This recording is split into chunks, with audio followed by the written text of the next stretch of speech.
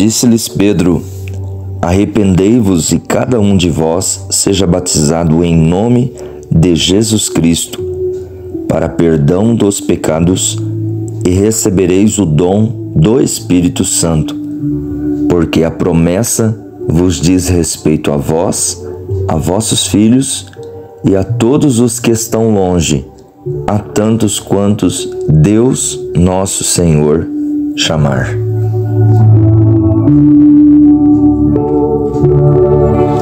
Olá, meus queridos irmãos. Que promessa é essa?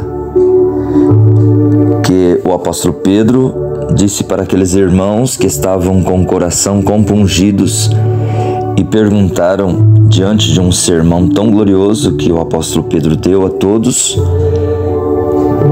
quando eles perguntaram: o que faremos, varões irmãos? E Pedro, com a ousadia do Espírito Santo, disse: arrependei-vos e cada um de vós seja batizado em nome de Jesus Cristo, que teria o perdão dos pecados e receberiam o dom do Espírito Santo. E essa era a promessa. Essa é a promessa que nos dá a garantia de vida eterna. Mas que promessa é essa? A promessa do Espírito. A promessa do Espírito Santo é a garantia, irmão e irmã, de todos nós estarmos eternamente com Deus, desde agora em uma dimensão humana e para toda a eternidade. O Espírito Santo é o único que pode fazer isso por nós. Todos nós somos leitores da Bíblia, como você que está me ouvindo, sabe exatamente isso, que igrejas e o quanto testificamos que somos crentes ou algo assim, não nos dá essa garantia de vida eterna. Não é? Somente o Espírito Santo, que é o selo de Deus para nós, que temos a garantia de vida eterna. Era essa a promessa que o apóstolo Pedro disse para aqueles irmãos que estavam com o coração compungidos, não é?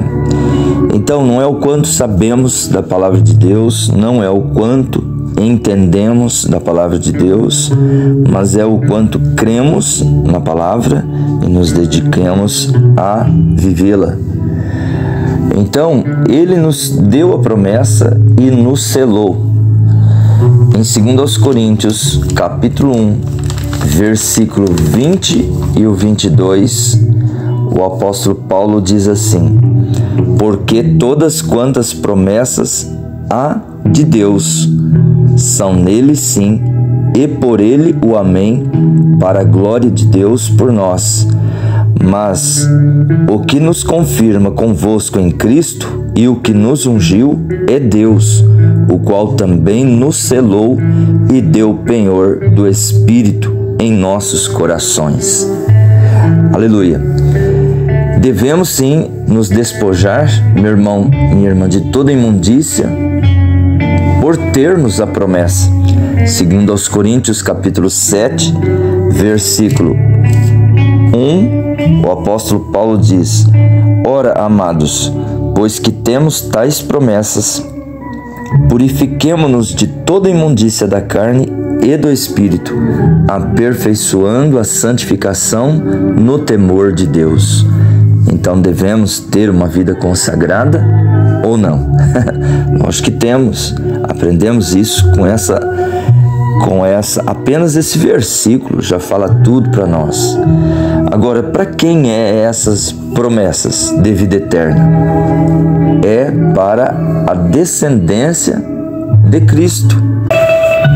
Em Gálatas capítulo 3, versículo 16, diz: ora, as promessas foram feitas a Abraão e a sua posteridade. Não diz e às posteridades, como falando de muitas, mas como de uma só, e a tua posteridade, que é Cristo. Então, os herdeiros, os descendentes, a quem foi dada a promessa, são a todos que é descendência de Cristo. Agora, é muito importante nós termos isso no nosso coração, aplicarmos isso na nossa fé e vivermos segundo a vontade perfeita de Deus, não é, meu irmão, minha irmã?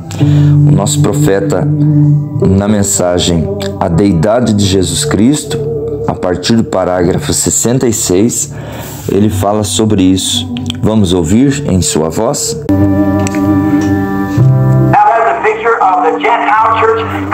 Agora, eis um quadro da igreja gentia entrando em Cristo.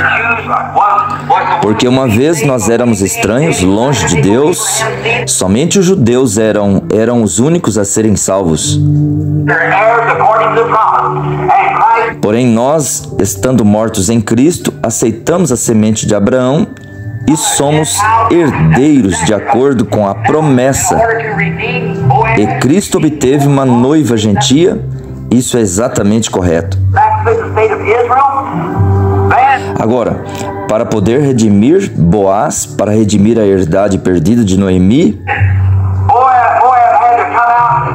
essa foi a condição apostatada de Israel. Então Moabe tinha que sair, e quando ele saiu,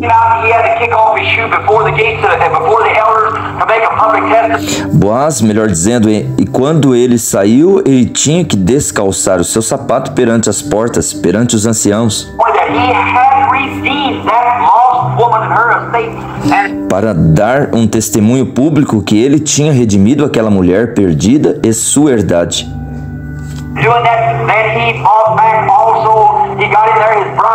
E ao fazer isso, então, ele comprou de novo. Também ele obteve aí a sua noiva, a mulher que ele estava procurando.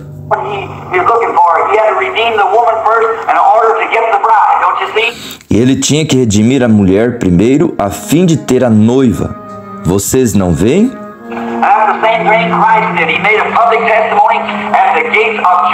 E isso é a mesma coisa que Cristo fez. Ele deu um testemunho público às portas de Jerusalém. Quando ele foi moído, castigado, afligido, ele foi levado até o Calvário.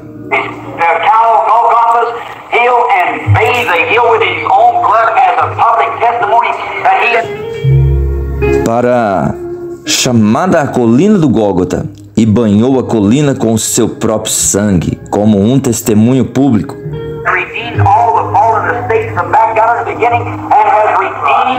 Que ele tinha redimido toda a herdade perdida desde lá atrás, no princípio.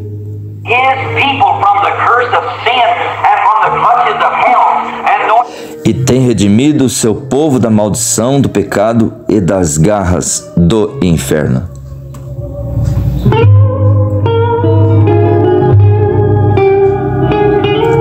Oh, irmão e irmã, que resgate maravilhoso.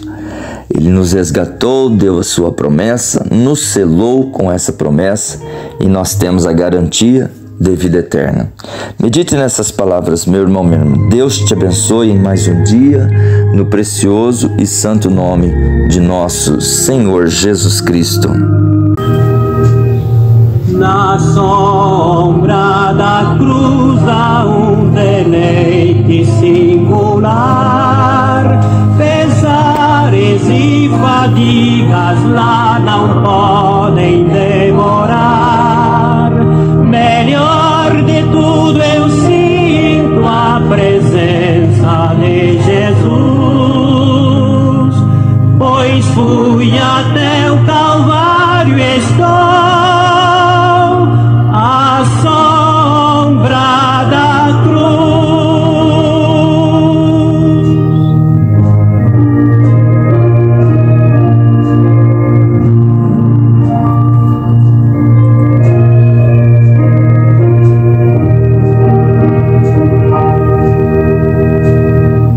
Nem ouro nem prata poderão me granjear as bênçãos Cristo preço divinal tem para dar.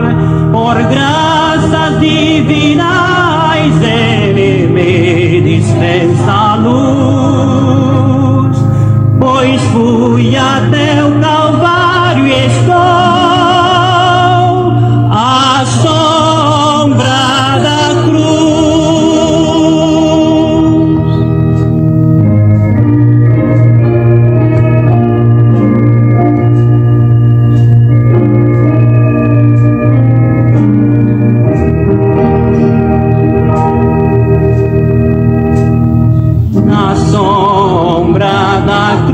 Desejo sempre me amparar, a comunhão do meu Senhor eu posso lá gozar, e a pavorosa morte se venço com Jesus,